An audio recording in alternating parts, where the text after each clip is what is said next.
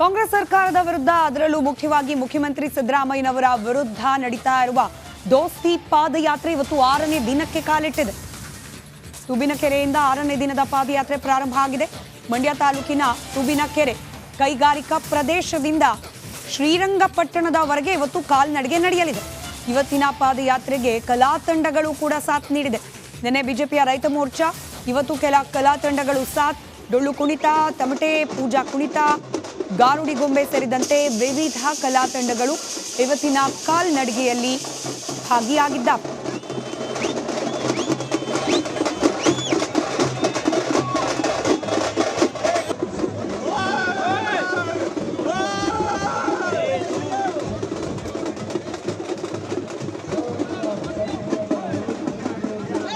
ಮೈಸೂರು ಚಲೋ ಕಾರ್ಯಕ್ರಮ ಈಗ 6ನೇ ದಿನಕ್ಕೆ ಕಾಲಿಟ್ಟಿರ್ತಕ್ಕಂಥದ್ದು. ಇವತ್ತು ತೂಬಿನಕೆರೆಯಿಂದ ಶ್ರೀರಂಗಪಟ್ಟಣದತ್ತ ಇವತ್ತು ಪ್ರಯಾಣವನ್ನು ಅಂದರೆ ಕಾಲ್ನಡಿಗೆಯನ್ನು ಶುರು ಮಾಡಿರ್ತಕ್ಕಂಥದ್ದು. ನಮ್ಮ ಜೊತೆಗೆ ಸಂಸದಂತ BY ರಾಘವೇಂದ್ರ ಅವರು ಇದ್ದಾರೆ, ಅವ್ರನ್ನ ಮಾತಾಡ್ತಾ ಹೋಗ್ತಾನೆ. ಸರ್, ಇವತ್ತು 6ನೇ ದಿನಕ್ಕೆ ಕಾಲಿಟ್ಟಿರ್ತಕ್ಕಂಥ ಪಾದಯಾತ್ರೆ, ಈ ರೆಸ್ಪಾನ್ಸಲ್ಲಿ ನೋಡ್ತಾ ಇದ್ದಾರೆ, ಹೇಗಿದೆ ಸರ್? ಇವತ್ತು ಬಂದಿದ್ದೀರಿ ತಾವು? ಹಂಗೆ ಮಾತಾಡ್ಕೊಂತ ಹೋಗೋಣ. ವಾತಾವರಣ ತುಂಬ ಚೆನ್ನಾಗಿದೆ. ದಿನಕ್ಕೆ 8-10 ಸಾವಿರ ಜನ ದೊಡ್ಡ ಸಂಖ್ಯೆಯಲ್ಲಿ ಇವತ್ತು ಈ ಕಾರ್ಯಕ್ರಮಗಳಿಗೆ ಭಾಗಿಯಾಗ್ತಾ ಇದ್ದಾರೆ. ಬನ್ನಿ ಸರ್, ದಯಮಾಡಿ.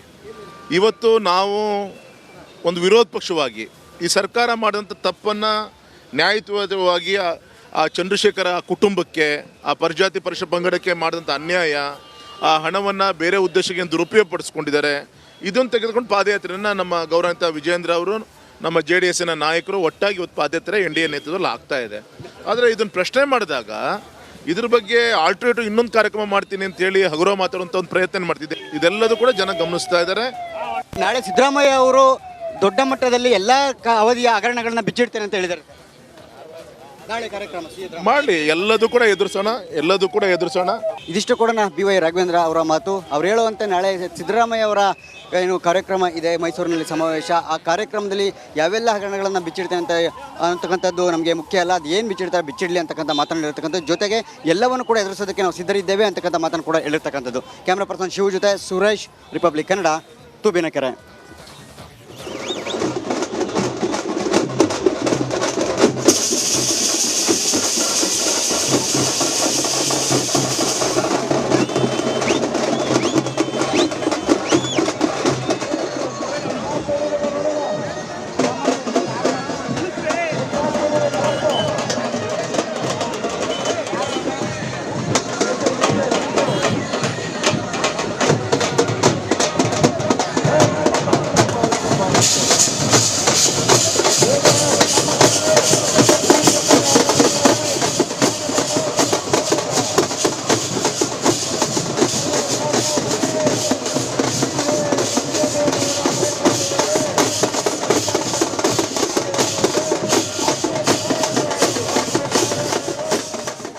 ಮತ್ತಷ್ಟು ಡೀಟೇಲ್ಸ್ ಈ ಪಾದಯಾತ್ರೆಯನ್ನ ಕವರೇಜ್ ಮಾಡ್ತಾ ಇರುವ ಡೇ 1ನಿಂದಲೂ ಇದರ ರಿಪೋರ್ಟಿಂಗ್ ಅನ್ನು ಮಾಡ್ತಾ ಇರುವ ನನ್ನ ಕಲೀಗ್ ಸುರೇಶ್ ನೇರ ಸಂಪರ್ಕದಲ್ಲಿದ್ದು ಮತ್ತಷ್ಟು ಮಾಹಿತಿಯನ್ನು ನೀಡ್ತಾ ಹೋಗ್ತಾರೆ.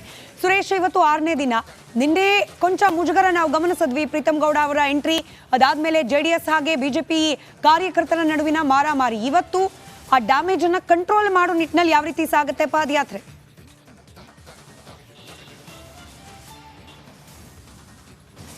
ಎಸ್ ಸ್ಮಿತಾ, ನಿನ್ನೆ ಏನು ಪಾದಯಾತ್ರೆಯಲ್ಲಿ ಬಿಸಿ ವಾತಾವರಣವನ್ನು ಸೃಷ್ಟಿಸಿದಂತಹ ಪ್ರೀತಮ್ ಗೌಡ ಹಾಗೆ ಅವರ ಬೆಂಬಲಿಗರು ಇವತ್ತು ಪಾದಯಾತ್ರೆಯಲ್ಲಿ ಭಾಗಿಯಾಗ್ತಾರಾ ಇಲ್ವಾ ಅಂತಕ್ಕಂಥದ್ದು ಸದ್ಯದ ಕುತೂಹಲ. ಯಾಕೆಂತಂದರೆ ನಿನ್ನೆ ಬಹಿರಂಗವಾಗಿಯೇ ಪಾದಯಾತ್ರೆಯಲ್ಲಿ ಇಬ್ಬರು ಅಂದರೆ JDS ಹಾಗೆ ನಿನ್ನೆ BJPಯ ಪ್ರೀತಮ್ ಗೌಡರ ಬೆಂಬಲಿಗರು ಇಬ್ಬರು ಕೂಡ ಪರಸ್ಪರ ಬಡಿದಾಟ ಮಾಡ್ಕೊಂಡಿರ್ತಕ್ಕಂಥದ್ದು. ಜೊತೆಗೆ ಏನು ಇದು ದೊಡ್ಡ ಮಟ್ಟ ಅಂದರೆ ರಾಜ್ಯ ನಾಯಕರ ಮುಂದೆ ಒಂದು ಕುಮಾರಸ್ವಾಮಿ ಮತ್ತು ವಿಜೇಂದ್ರ ಮುಂದೆ ಬಹಿರಂಗವಾಗಿ ಕಿತ್ತಾಟ ಮಾಡ್ಕೊಂಡಿದ್ದಂಥದ್ದು, ಜಗಳ ಮಾಡ್ಕೊಂಡಿದ್ದಂಥದ್ದು ಏನಿದು, ಈ ವಿಚಾರವಾಗಿ ಅಲ್ಲಿಯೇ ಬಹಿರಂಗವಾಗಿಯೇ ಕುಮಾರಸ್ವಾಮಿ ಅವರು JDSದವ್ರಿಗೆ ತಾಕೀತನ್ನು ಮಾಡ್ತಾರೆ. ಜೊತೆಗೆ BJP ಅವರು ಕೂಡ ಒಂದು ರೀತಿಯಲ್ಲಿ ಪರೋಕ್ಷವಾಗಿ ವಾರ್ನ್ ಮಾಡ್ತಾರೆ. ಅಂದರೆ ನಾವು ಪಕ್ಷ ನಿಷ್ಠೆಯನ್ನು ಮೆರಿಬೇಕು, ಯಾವುದೇ ಕಾರಣಕ್ಕೂ ಕೂಡ ಯಾರು ಕೂಡ ಪರಸ್ಪರ ಕಿತ್ತಾಟ ಮಾಡಬಾರ್ದು ಅಂತಕ್ಕಂಥ ಒಂದು ಸಂದೇಶವನ್ನು ಕೊಡ್ತಾರೆ.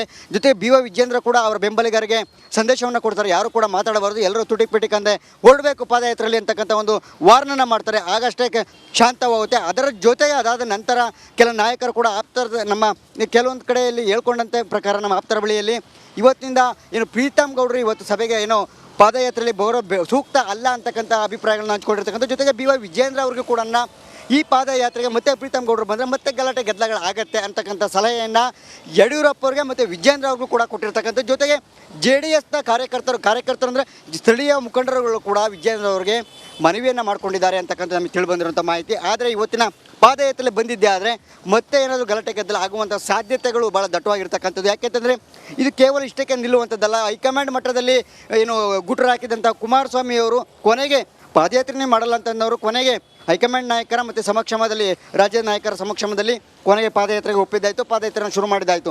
ಆದರೆ ಮತ್ತೆ ಅದೇ ವಿಚಾರಣೆ ಮತ್ತೆ ಇಲ್ಲಿ ಗಲಾಟೆ ಗದ್ದಲಕ್ಕೆ ಕಾರಣ ಆದರೆ ಪರಿಸ್ಥಿತಿ ಕೈ ಮೀರಿ ಹೋದರೆ ಖಂಡಿತವಾಗಲೂ ಕೂಡ ಎರಡು ದೋಸ್ತಿ ಪಕ್ಷಗಳ ಮಧ್ಯೆ ದೊಡ್ಡ ಮಟ್ಟದ ಬಿರುಕು ಉಂಟಾದರೂ ಕೂಡ ಅಚ್ಚರಿ ಇಲ್ಲ.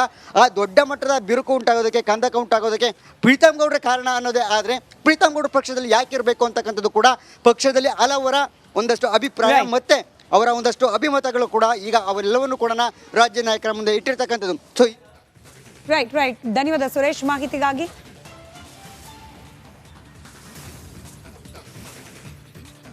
ಮತ್ತೊಂದು ಕಡೆ ರಾಜ್ಯ ಕಾಂಗ್ರೆಸ್ ಪಾಳ್ಯದಲ್ಲೂ ಕೂಡ ಒಂದಷ್ಟು ಬೆಳವಣಿಗೆಗಳು ನಡೀತಾ ಇದೆ. ಅದರಲ್ಲೂ ಸರ್ಕಾರ ಅಧಿಕಾರಕ್ಕೆ ಬಂದು 1 ವರ್ಷದಲ್ಲಿ ಯಾವ್ಯಾವ ಸಚಿವರ ಕಾರ್ಯವೈಖರಿ ಯಾವ ರೀತಿ ಇದೆ ಅನ್ನೋದನ್ನ ಕಾಂಗ್ರೆಸ್ನ ಹೈಕಮಾಂಡ್ ಬಹಳ ಸೂಕ್ಷ್ಮವಾಗಿ ಗಮನಿಸ್ತಾ ಇದೆ.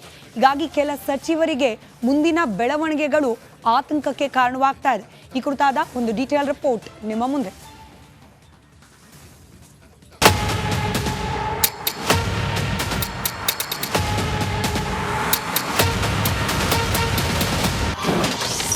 ಸಚಿವರ ಕುರ್ಚಿಗೆ ಕಾದಿದ್ಯಾ ಕಂಟಕ? ಯಾರೇನ್ ಮಾಡ್ತಾರೆ ಎಂದು ಹೈ ಕಣ್ಣು.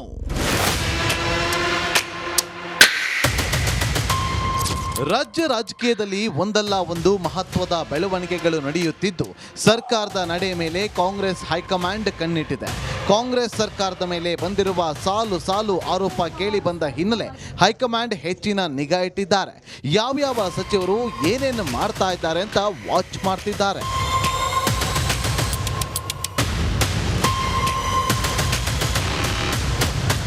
ಹೊಸ ಸಂಪುಟ ರಚನೆ ಮಾಡುವ ನಿಟ್ಟಿನಲ್ಲಿ ವಾಚ್ ಮಾಡ್ತಾ ಇದ್ದು ಯಾವ ಸಚಿವರು ಏನೆಲ್ಲ ಕೆಲಸ ಮಾಡಿದ್ದಾರೆ, ಮಂತ್ರಿಗಿರಿ ಸಿಕ್ಕ ಬಳಿಕ ಮೂಲೆ ಸೇರಿದ್ದಾರಾ ಅಥವಾ ಅಭಿವೃದ್ಧಿ ಕೆಲಸಗಳತ್ತ ಗಮನ ಕೊಟ್ಟಿದ್ದಾರಾ ಅಂತ ಮಾಹಿತಿ ಸಂಗ್ರಹಿಸುತ್ತಿದ್ದಾರೆ.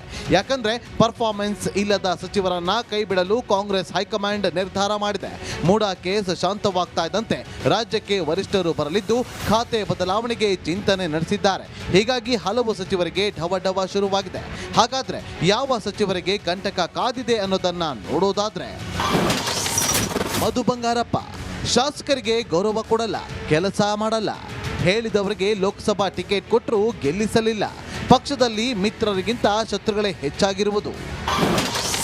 ಲಕ್ಷ್ಮಿ ಹೆಬ್ಬಾಳ್ಕರ್ ಶಾಸಕರು ಕಾರ್ಯಕರ್ತರ ಕೈಗೆ ಸಿಗೋದೇ ಇಲ್ಲ, ಬೆಳಗಾವಿ ಜಿಲ್ಲಾ ಕಾಂಗ್ರೆಸ್ ಶಾಸಕರ ಅಸಮಾಧಾನ.